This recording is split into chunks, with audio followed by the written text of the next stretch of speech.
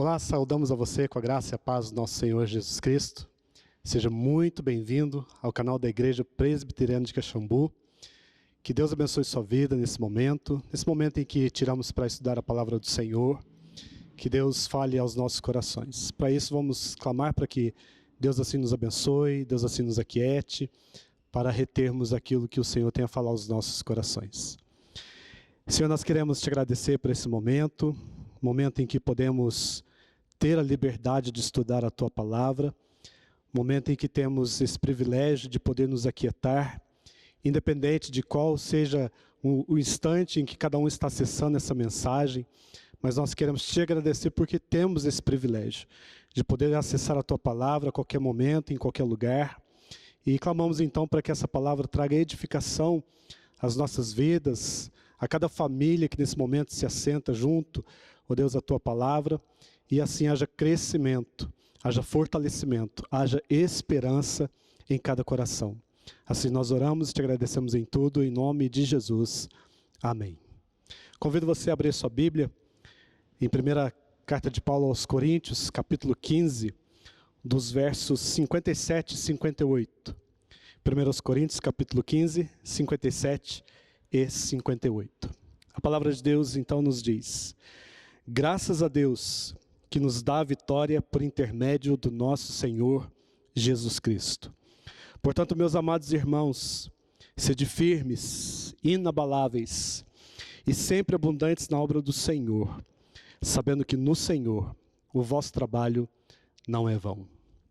Eu queria trazer para esse momento a meditação Uma Vida Plena. E para começarmos a refletir o que é uma vida plena, algumas perguntas para que possa nos ajudar a pensar. É possível viver uma vida plena apesar dos sofrimentos? É possível uma vida de confiança no mundo de incerteza? É possível uma vida de esperança no mundo desesperado? Quando nós estamos vendo, nós podemos ter essas convicções, nós podemos responder sim a cada um desses questionamentos, mas não baseados apenas nos nossos esforços, nos nossos méritos, mas nós estamos dizendo sim, baseado naquilo que a palavra de Deus tem a falar aos nossos corações. Sim, nós podemos fazer o que a Bíblia diz que eu posso fazer, sim, eu sou aquilo que a Bíblia diz que eu sou. Portanto, nós podemos, nesse momento, apesar de tantas incertezas, apesar de tantos temores que têm assolado os nossos corações nesses últimos meses, meio a essa pandemia e tantas outras coisas que têm acontecido ao nosso mundo, em nosso derredor, nós podemos ainda assim, apesar de todas essas coisas, ter um coração grato, ter uma vida plena, uma vida abundante em Cristo Jesus. Os dois versos que nós acabamos de ler está inserido num contexto, aqui no capítulo 15 de 1 Coríntios, capítulo 15, nós podemos ver que esse contexto fala sobre a ressurreição de Cristo. Um dos textos mais convincentes que a palavra de Deus traz, afirmando que verdadeiramente Cristo ressuscitou. Mas a pergunta é por que o apóstolo Paulo estava falando essa palavra? Ele gasta um capítulo inteiro para falar sobre a ressurreição de Cristo. Nós precisamos lembrar que quando o apóstolo Paulo escreve essa carta, os crentes em Corinto, eles estavam sendo assolados e sendo levados também por um ensino muito sério, muito problemático, que era exatamente a doutrina que estava adentrando na igreja, era a doutrina que Cristo não ressuscitou. Ou seja, os mortos não ressuscitam. E esse tipo de pensamento ganha força exatamente pela influência dos gregos. Os gregos estavam dizendo que o espírito sim era bom, mas a carne, tudo que provinha da carne era mal. Por isso eles rejeitavam a ressurreição de Cristo, já que a ressurreição implicava em aprisionar a alma novamente. Para eles, a morte sim era uma resposta, porque a alma então seria liberta do corpo, da matéria. E por isso então eles descredenciavam a ressurreição em Cristo. E com essa teologia adentrando na igreja de Cristo, em Corinto, onde Paulo já havia pregado, o evangelho de Cristo Jesus já havia sido solidificado, eles começam então a sofrer essa interferência, e é uma interferência muito séria. Quando se diz que não existe ressurreição, isso fere frontalmente tudo que Cristo fez naquela cruz. Porque se Jesus não ressuscitasse, então tudo que nós lemos acerca de Jesus, no Antigo e no Novo Testamentos, então é tudo inválido. E nós vamos ver no decorrer do estudo, que Paulo vai descrevendo, e ele vai afirmando, e ele vai dizendo as consequências que teríamos hoje, inclusive hoje, se caso verdadeiramente Cristo não tivesse ressuscitado. Então, para os gregos, a ressurreição do corpo significava a fonte de fraqueza e também do pecado. E para isso eles declinavam em dois perigos. Ou eles se debandavam para os prazeres da carne, se entregavam a todo tipo de prazer, porque para eles não importa o que a carne fazia, mas sim o que o Espírito fazia. Ou então eles simplesmente viviam uma vida de incredulidade, uma vida apática, porque já que ele não tinha a ressurreição de Cristo, então não tinham por que viver debaixo dos padrões da palavra do Senhor. E é exatamente contra essa teologia, contra essa doutrina nociva, que o apóstolo Paulo vem e ataca essa doutrina, esses problemas, afirmando a certeza da ressurreição de Cristo, mostrando a necessidade também de entendermos que a ressurreição de Cristo, ela implica para nós hoje a maior teologia que a Bíblia traz para nós. Cristo ressuscitou. E assim como Cristo ressuscitou, também um dia todos nós seremos ressurretos em Cristo Jesus. E partindo então dessa afirmativa de Paulo, ao longo desse capítulo 15, sobre a ressurreição de Cristo, o que nós podemos pensar? Algumas posturas que nós precisamos hoje, como crentes em Cristo Jesus, termos exatamente mediante a ressurreição de Cristo. Que postura eu e você precisamos ter mediante a ressurreição de Cristo? E a primeira postura que nós encontramos aqui, nos 2 versos que nós lemos, seja profundamente grato a Deus. Olha como que diz o versículo 57, começa o seguinte: graças a Deus. Paulo está encerrando o capítulo 15, depois de tantas coisas que ele afirma acerca da ressurreição de Cristo, e ele encerra dizendo graças a Deus. Será que hoje você pode dizer graças a Deus? Será que hoje você tem algum motivo para realmente agradecer ao Senhor? Mas muito mais do que simplesmente dizer graças a Deus, como muitas vezes a gente faz costumeiramente, dizemos graças a Deus, assim, apenas verbalmente, mas não temos uma postura realmente de adoração, ter um momento de separar para realmente agradecer a Deus. E quando eu falo para nós termos uma postura de gratidão profunda diante do Senhor, significa realmente trazer ao nosso coração o que Cristo fez por cada um de nós. E ele está encerrando então, o apóstolo Paulo está encerrando essa mensagem agradecendo a Deus. E os motivos dessa gratidão estão espalhados ao longo do capítulo 15. E eu convido você a acompanhar a leitura de alguns desses versos, mostrando em que Paulo estava agradecendo a Deus. Primeiro, Paulo estava agradecendo a Deus pela pregação e salvação efetuadas mediante o Evangelho de Cristo Jesus. O verso 1 e o verso 2 dizem assim: irmãos, venho lembrar-vos o Evangelho que vos anunciei, o qual recebeste e no qual ainda perseverais. E por ele também sois salvos, se retiverdes a palavra tal como vô-la preguei, a menos que tenhais crido em vão. Então o apóstolo Paulo está aqui agradecendo a Deus pela pregação da palavra do Senhor, e através dessa pregação o Evangelho alcança os nossos corações por meio do Espírito Santo. Você pode dizer então: Senhor, muito obrigado, porque nesse momento nós podemos ouvir a palavra do Senhor, e ao crer nessa palavra, saber que você pode ser salvo em Cristo Jesus. Segundo motivo de gratidão que o apóstolo Paulo traz para nós, a gratidão pela morte e ressurreição de Cristo. Dos versos 3 a 8, ele diz o seguinte: antes de tudo vos entreguei o que também recebi, que Cristo morreu pelos nossos pecados segundo as Escrituras, e que foi sepultado e ressuscitou no terceiro dia segundo as Escrituras, E apareceu a Cefas e depois aos 12. Depois foi visto por mais de 500 irmãos de uma só vez, dos quais a maioria sobrevive até agora. Porém, alguns já dormem. Depois disso foi visto por Tiago, mais tarde por todos os apóstolos. E afinal, depois de todos, foi visto também por mim, como um nascido fora do tempo. Paulo então agradece a Deus pela morte e ressurreição de Cristo. Se não fosse a morte e a ressurreição de Cristo, tudo que nós estamos fazendo nesse momento seria inútil. Seria inútil você estar ouvindo essa palavra. Você poderia estar ouvindo qualquer outra palavra, qualquer outro mentor, qualquer outro coach, falando ao seu coração como você pode ter uma vida plena. Mas a vida plena significa gratidão pela morte e ressurreição de Cristo. Paulo ainda tem mais um motivo de gratidão. Ele agradece a Deus pela graça de Cristo que o alcançou. Ele fala isso no versículo 9, versículo 10. Porque eu sou o menor dos apóstolos, que mesmo não sou digno de ser chamado apóstolo, pois persegui a igreja de Deus. Mas pela graça de Deus sou o que sou. E a sua graça que me foi concedida não se tornou vã. Antes, trabalhei muito mais do que todos eles, todavia não eu, mas a graça de Deus comigo. Nesse momento nós também devemos dizer graças a Deus, porque a graça de Jesus nos alcançou, e por isso estamos salvos hoje. Mas Paulo também traz mais um motivo de gratidão. Ele agradece a Deus pelos benefícios da ressurreição de Cristo.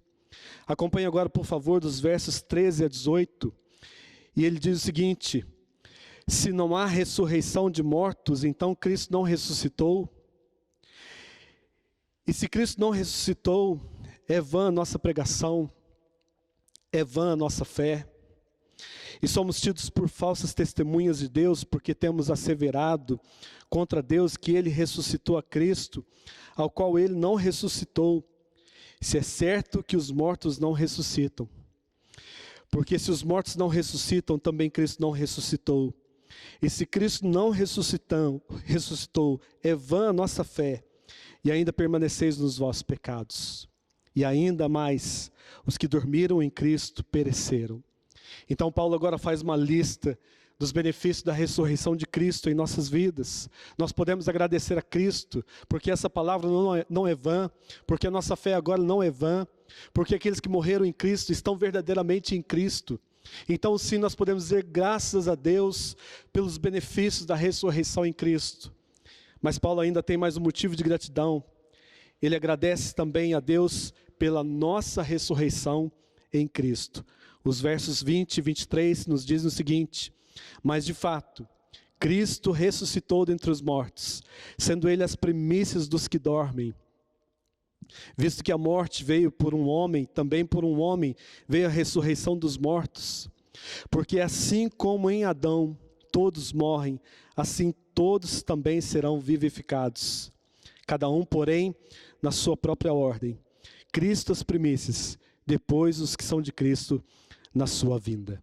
Então sim, nós podemos dizer hoje, graças a Deus, que Cristo ressuscitou, porque um dia também, cada um de nós iremos ressuscitar com Ele e viveremos com Ele eternamente. Então será que você encontra motivo para nesse momento dizer sim, eu tenho motivo para dizer graças a Deus? Que o seu coração se enche de gratidão nesse momento, assim como a gente vê aqui o apóstolo Paulo tecendo vários motivos para agradecer o Senhor. A segunda razão também para nós mostrarmos quais são os efeitos da ressurreição de Cristo em nossas vidas. Seja vitorioso em Cristo. Seja vitorioso em Cristo. Olha o que diz aqui a continuidade do verso 57. Nos diz assim: graças a Deus, que nos dá vitória por intermédio do nosso Senhor Jesus Cristo. Exatamente por causa da morte e ressurreição de Cristo, foram triunfados o pecado, foram triunfados o mundo, Satanás e a própria morte. Satanás se mostra triunfante lá no capítulo 3 de Gênesis. A partir daquele momento, você pode colocar hoje tudo que você passa na sua vida, a morte, a doença, desemprego, tudo que você vê nos jornais, tudo que você sofre na sua vida, tudo que você vê na natureza, no cosmos, na criação de Deus, tudo foi afetado por causa de Gênesis capítulo 3. E talvez a gente olhe para Gênesis capítulo 3 e ache, puxa, se o pecado devastou tudo e a todos, então não há esperança para nós hoje. Mas ao contrário, o apóstolo Paulo está dizendo, graças a Deus que nos dá vitória por intermédio de Jesus Cristo. Está dizendo que sim, Jesus morreu naquela cruz exatamente por causa dos pecados dos nossos pais, lá no Jardim do Éden, por causa do meu pecado, por causa do seu pecado. Mas muito mais do que a morte de Jesus, nós estamos aqui declarando a vitória de Jesus sobre a morte. E ao terceiro dia, Deus ressuscita então Jesus, e aquilo que era aparente vitória de Satanás, a partir do momento da morte e da ressurreição de Cristo, Satanás então é derrotado, o mundo é derrotado, o pecado é derrotado, e a morte também será derrotada. Então nós podemos dizer isso, sim, aquilo que foi aparente vitória de Satanás, se tornou total fracasso a partir da morte e ressurreição de Cristo. Por isso, nós podemos olhar agora no capítulo 15, dos versos 24 a 26, e você vai ver o que Paulo fala acerca disso. Ele diz o seguinte: então virá o fim, quando ele entregar o reino ao Deus e Pai, quando houver destruído todo o principado, bem como toda potestade e poder, porque convém que ele reine até que haja posto todos os inimigos debaixo dos pés, e o último inimigo a ser destruído é a morte. E ele completa dizendo lá no versículo 54 a 56, dizendo o seguinte: e quando esse corpo corruptível se revestir de incorruptibilidade, o que é mortal se revestir de imortalidade, então se cumprirá a palavra que está escrito: tragada foi a morte pela vitória. Onde está a morte, a tua vitória? Onde está a morte, o teu aguilhão? O aguilhão da morte é o pecado, e a força do pecado é a lei.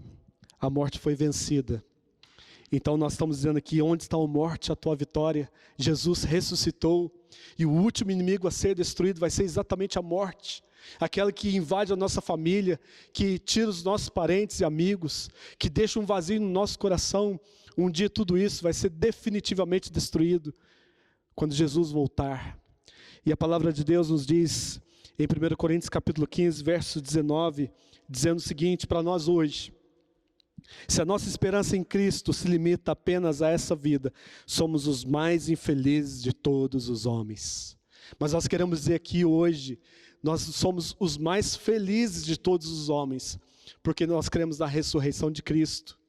E a nossa esperança não está baseada nessa terra, a nossa esperança está baseada em Cristo. E a palavra de Deus também nos diz, lá em Apocalipse capítulo 21, dos versos 3 a 5, quando o nosso Senhor Jesus voltar, a palavra de Deus então nos diz: então ouvi grande voz vinda do trono dizendo: eis o tabernáculo de Deus com os homens, Deus habitará com eles, eles serão povos de Deus, e Deus mesmo estará com eles, e lhes enxugará dos olhos toda lágrima. A morte já não existirá, já não haverá luto, nem pranto, nem dor, porque as primeiras coisas passaram. E aquele que está sentado no trono disse: eis que faço novas todas as coisas. E acrescentou: escreve, porque essas palavras são fiéis e verdadeiras. Vai chegar um dia em que o próprio Jesus vai enxugar dos nossos olhos toda lágrima. Já não vai mais existir a dor, o pecado, nada disso. E nós vamos triunfar para todo sempre com Cristo. E também em Romanos capítulo 8, 35, depois dos versos 37 e 39, a pergunta que o apóstolo Paulo faz, que você deve refletir nesse momento: quem nos separará do amor de Cristo? Será tribulação, ou angústia, ou perseguição, ou fome, ou nudez, ou perigo, ou espada? Em todas essas coisas, porém, somos mais que vencedores por meio daquele que nos amou. Porque eu estou bem certo de que nem a morte, nem os anjos, nem os principados, nem as coisas do presente, nem do porvir, nem os poderes, nem a altura, nem a profundidade, e nem qualquer outra criatura poderá separar-nos do amor de Deus que está em Cristo Jesus, o nosso Senhor. Que você nesse momento seja tomado então por essa gratidão ao nosso Deus, de saber que nós estaremos um dia totalmente com Ele, de saber que hoje os nossos problemas serão triunfados, já foram triunfados na cruz, mas um dia haverá um ponto final em toda essa vida de tragédia, de morte. E para encerrar, a última postura que nós devemos ter mediante a ressurreição de Cristo, seja firme e atuante na obra do Senhor.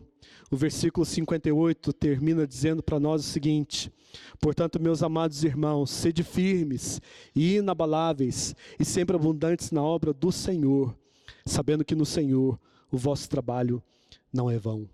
O apóstolo Paulo, ele se recobra as suas forças quando ele pensa que a ressurreição de Cristo nos trouxe tantos benefícios, que a única coisa que resta para nós hoje, apesar de tudo que acontece em nossas vidas, é ter uma fé firmada no Senhor Jesus, é ter uma vida balizada na sua palavra, é ser firme, é ser inabalável, ainda que ventos, ainda que as torrentes dos problemas abatam as nossas vidas, ainda que nós venhamos a nos prostrar, chorar, desesperar.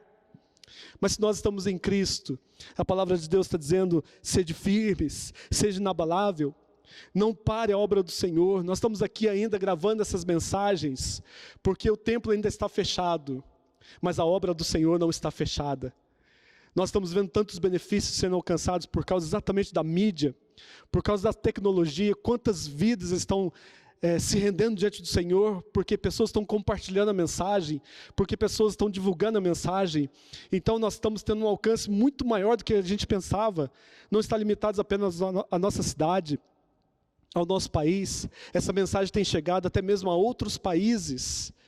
Ou seja, a palavra do Senhor está dizendo para nós: continue firme, continue inabalável, continue atuante na obra do Senhor, continue pregando a palavra do Senhor, continue amando o próximo como a ti mesmo. Porque a obra não parou, a igreja de Cristo não parou. O próprio Jesus já havia afirmado que as portas do inferno não iriam prevalecer contra o avanço da igreja do Senhor. Portanto, meu irmão, minha irmã, se o seu coração tem estado abatido nesses últimos tempos, exatamente por causa da saudade do templo, enriqueça a sua alma nesse momento, enche o seu coração de gratidão, agradeça a Deus, diga graças a Deus, porque nós temos a liberdade de culto, graças a Deus porque nós temos a palavra do Senhor, graças a Deus nós temos o refrigério da oração, e na oração nós podemos revigorar o nosso ser, podemos ter comunhão junto ao Pai 24 horas do nosso dia. Portanto, alegre seu coração, tenha esperança. Aqueles que estão sofrendo o luto, a dor da perda de alguém, regozijem-se nessa esperança de que os corpos um dia serão ressuscitados em Cristo Jesus, e um dia nós poderemos reencontrar os nossos irmãos, e juntos passaremos a eternidade. E isso é a maior promessa que nós temos na palavra de Deus, de saber que sim, Jesus morreu, mas Ele ressuscitou. E um dia Ele virá para buscar os seus. E um dia haverá um ponto final nessa história trágica. E um dia haverá um novo céu e uma nova terra. E para lá reinaremos com Cristo para todo sempre. Enche o seu coração de esperança. Continue a propagar a palavra do Senhor. Continue amando as missões. Mês de agosto, mês de missão, mês de evangelizarmos, mês de apoiarmos os missionários, apoiarmos as bases missionárias e invista nas missões. Põe o seu coração diante do Senhor.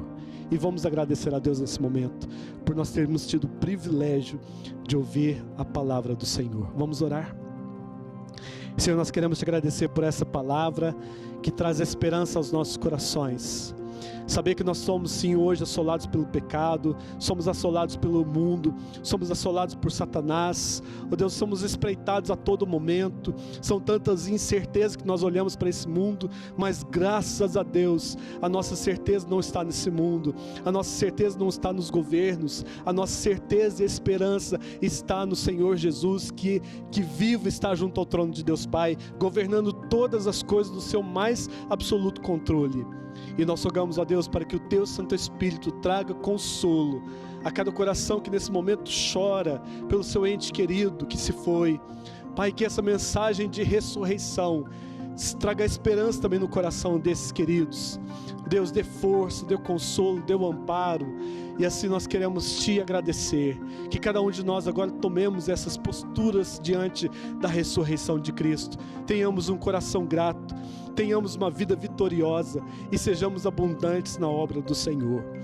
Tudo isso nós estamos orando e clamando ao Senhor, para que toda a honra e toda a glória seja dada tão somente ao Teu santo nome. Assim nós oramos em nome de Jesus.